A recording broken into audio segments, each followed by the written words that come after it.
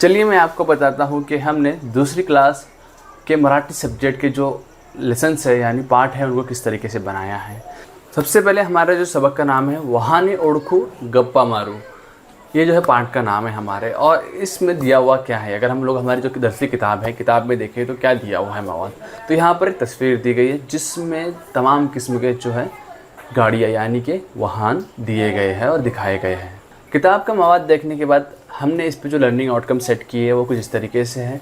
तलबा जो है नकल व हमल यानी ट्रांसपोर्टेशन के मोड्स को पहचानेंगे, ज़रिया को जानेंगे। तलबा अलग अलग जो वाहन हैं उनके नाम मराठी ज़बान में वो सीखेंगे।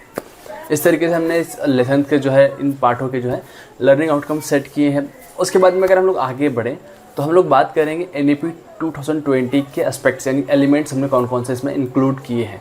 तो सबसे पहले अगर मैं आपको बताता चलूँ तो यहाँ पर हम जो देख रहे हैं जो सबक है मराठी ज़बान का है, तो हम सबसे पहले इसमें ऐड करेंगे लैंग्वेज एंड लिटरेसी डेवलपमेंट, क्योंकि यहाँ पे बच्चों को मोड्स ऑफ ट्रांसपोर्टेशन सिखाया जा रहा है, ट्रांसपोर्टेशन किस तरीके से होता है, कौन कौन से व्हीकल्स यूज़ होते हैं।